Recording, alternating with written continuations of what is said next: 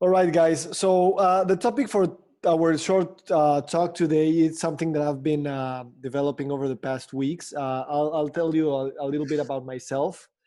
I firstly studied economics. I have a master's in social thought from NYU, and I'm currently finishing my PhD in philosophy and critical thought.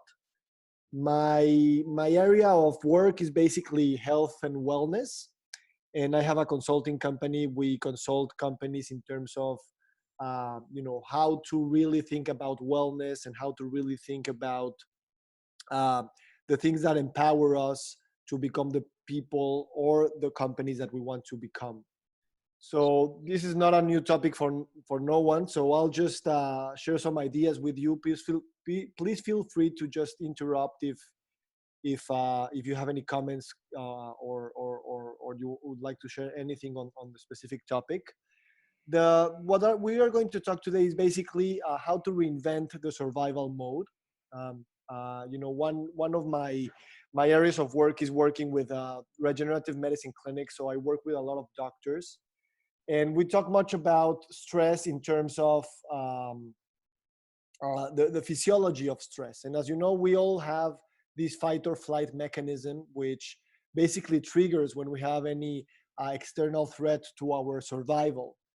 In the past few weeks, we all been challenged with a situation where we have triggers that we're not used to, either because we are seeing friends of us suffering, or because we have family members who are also either getting infected or know someone who's infected. We are losing jobs, we're losing our financial stabilities, we're losing our sense of normalcy, we're losing a lot of our physical connection, which is so important to us, and sometimes we forget about that. Our sense of safety and control, and the predictability of our own lives. So all these things that are happening at the same time, and I don't want to just keep listing all the things. They're basically triggering a survival mode in us, a constant survival mode, when our reptilian brain, which is the most, let's say, um, basic instinct, the most basic mechanism of our brain for survival, is basically all the time being triggered, and we are constantly being in a mode of fight or flight. So one of the things that I would like to say here is that we have to realize that we already were in survival mode before the COVID hit us.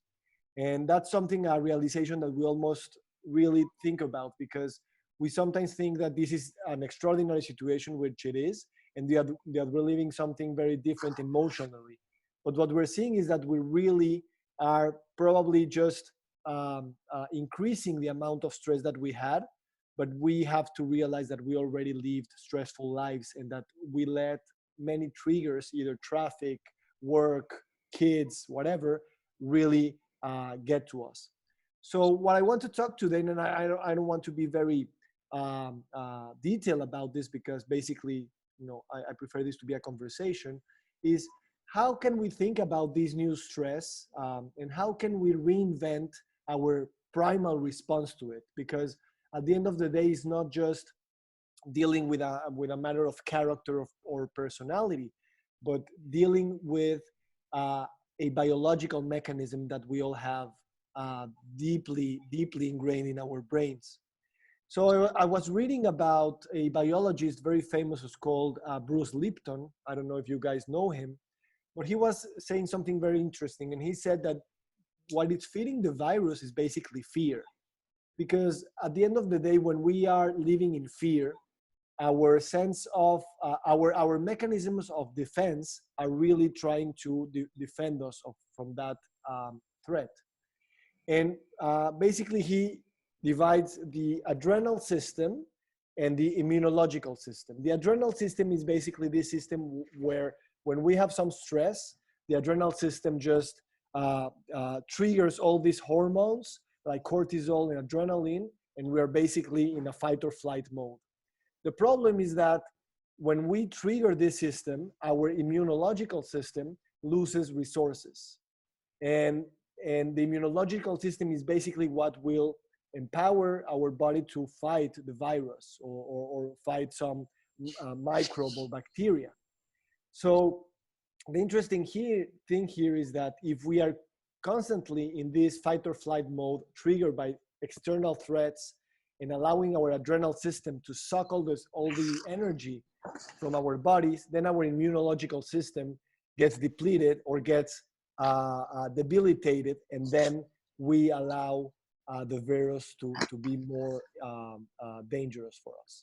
So I think it's a very nice concept, because it's not this fear feeding the virus is not only something that happens physiologically, which it does, as I just explained, but also sociologically and culturally.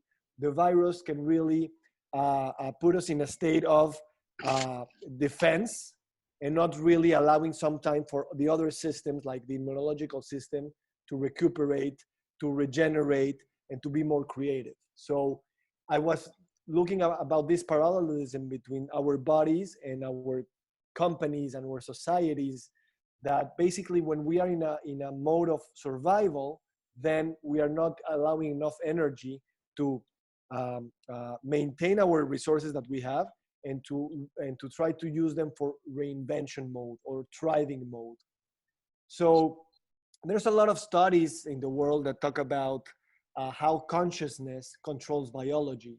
And that's something that I am really interested in, because, you know, for decades, if not centuries, we have separated mind from body, and we have separated our thoughts from our physical reality. And now more than ever, we're understanding that these things are really working together, and that we cannot separate them.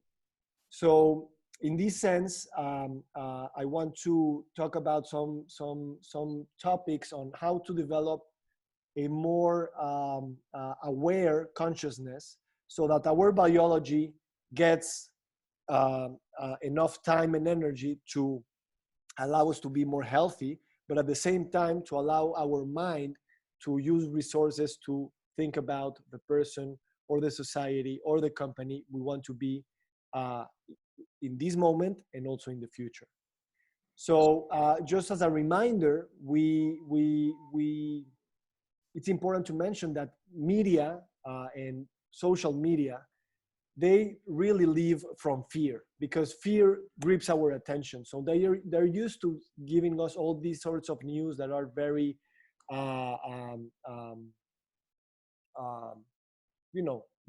generating panic, because that's the way they get our clicks, that's the way they get our shares, that's the way they get our rating.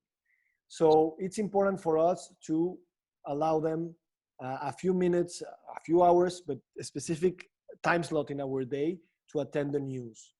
The other thing is that we are using the fear as a mechanism to ask people to stay home, which is, in a sense, a sensible thing to do. But if we use only fear to do that, then we are really damaging their health and their potential immunological system. So I just wanted to do this parenthesis so that we understand that we have to put our filters with that. And now, how can we reinvent this situation? How can we reinvent a survival mode that it's something that we're all basically living, to a thriving mode? And basically here is remembering that we can always choose how to confront different situations in our own lives. And when we talk about thriving mode, as opposed to survival mode, we talk about this as a level of learning mode, learning life skills, learning healthy habits, learning emotional competence, social skills, positive relationships, spiritual growth. You know, the list goes on, and I don't want to preach, and I don't see myself an expert in all of those areas.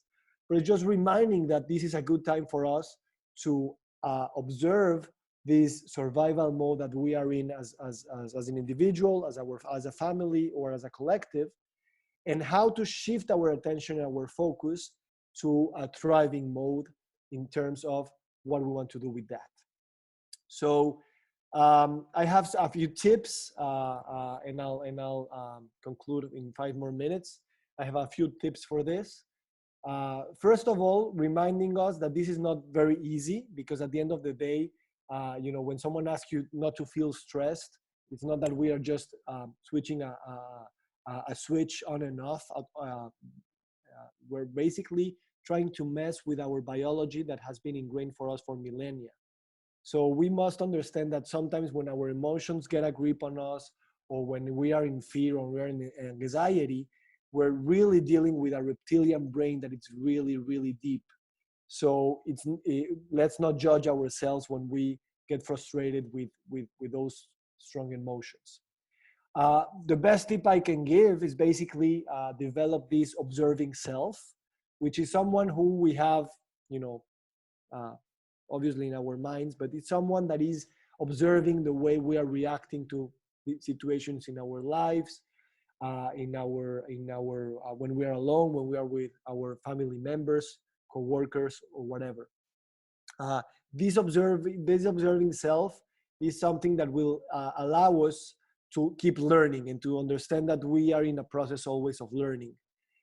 It will also allow us to be very honest with ourselves. Once we see the stories we tell ourselves, we begin to understand how we are um, uh, either allowing or sabotaging the person that we would like to be, or the feelings that we would like to have. So choosing proactive over reactive means basically that observing ourselves and the stories we tell ourselves regarding when we are reacting to something or just doing something out of our routine is very, very important. And I don't want to dwell on this point, but many people are basically mad because everyone is telling them that this is an opportunity for them to change, or it's an opportunity for them to thrive, and this really gives you more anxiety because we're dealing with a lot of stuff. But and that's there, and that's correct. The only thing that I want to say here is that the fact that no one asked you that that this is happening now, it doesn't take out the fact that there's a possibility and an opportunity for do whatever we do with the situation. So I always tell my patients and my followers and the people I talk with that this observing self can help us in changing the story that we want to tell ourselves, not only regarding how we want to survive this situation and these months of social isolation, but also the stories we want to tell our community and our families, and how can we reinterpret what we're being fed by the news and by the media and by the collective fear, and not denying the facts, but changing a bit of the story here and there. And if you read, for example, Joe Dispenza, I like him very much. He talks about the steps for change. And I like when he says that to change, we need to be greater than how we are now. And he defines these now in three categories. One is the environment. If we want to change, we have to be bigger than our environments, because our environments are triggering this sense of self and sense of identity.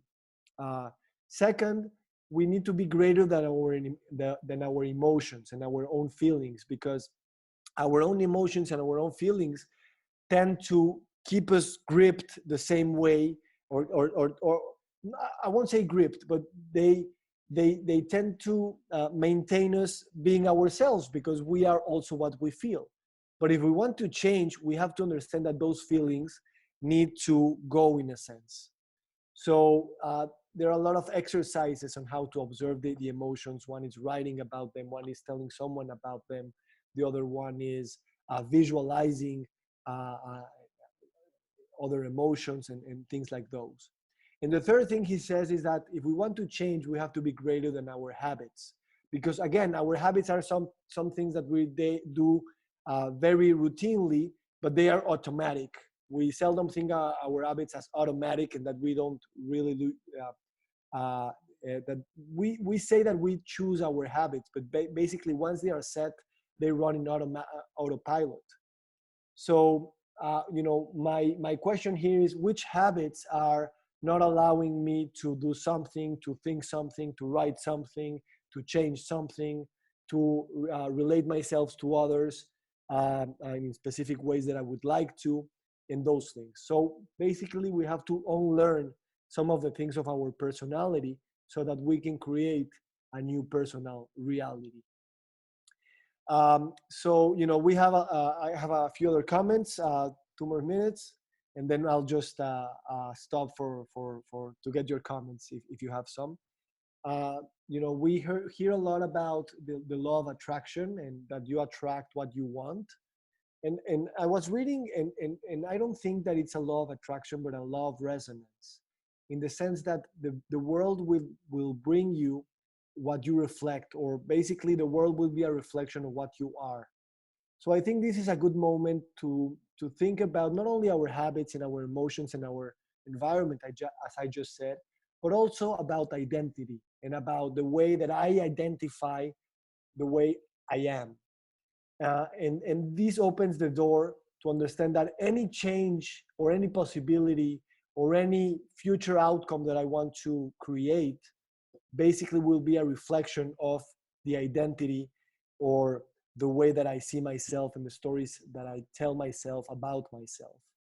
So this might sound a bit too theoretical, but there are a lot of practices and tools to achieve these basically daily routines. Another thing that I want to say just to conclude is that let's trust our intuition. Let's understand that we are enough where we are now, because that's something important. When we want to change, we feel that we are inadequate or that we lack something, and it's important that we really accept that we are enough. So I basically, every morning I have this small notebook with me, and every morning before starting work, I just say, I am enough, I have all it takes, I'm already are the person who I want to be. So when I construct the new reality, I'm not constructing the new reality out of a lack, or just out of creativity and desire, but not because something is missing. So we have to legitimize and we have to defend our right to keep dreaming and to keep um, um, um, dreaming when people in our environment tends to close down and tends to live in survival mode instead of attending what we're living. Definitely it's not shutting our eyes to that, but also daring to dream about all the things that we would like to have, say, feel, and share. So that's it for me. If you have any questions or comments, please share them. We're living a similar situation, so I hope this small talk was good for you guys. Let's see the chat if we have something.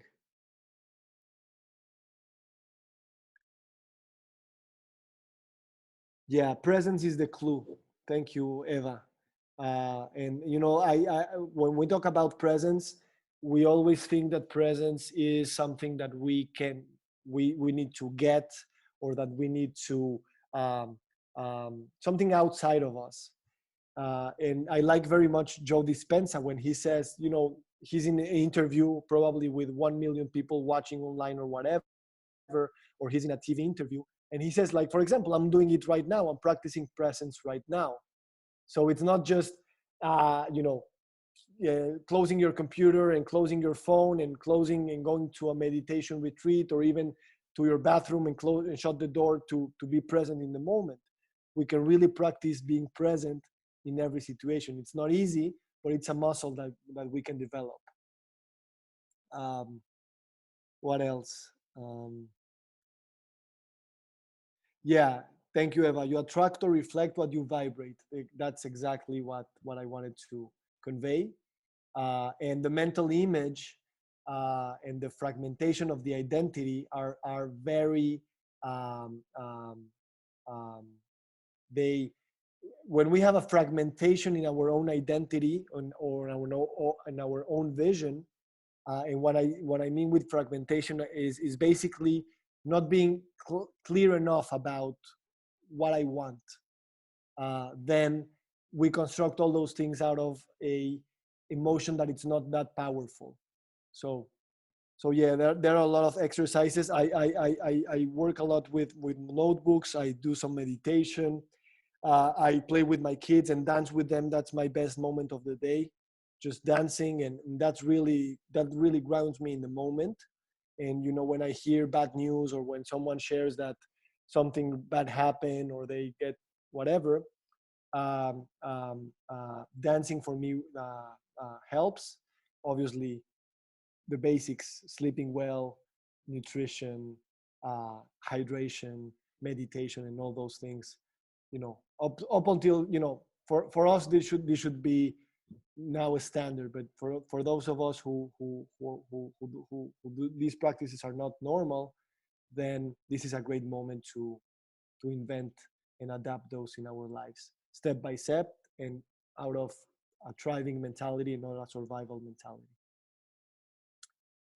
Anyone else would like to share a comment, question, joke, whatever?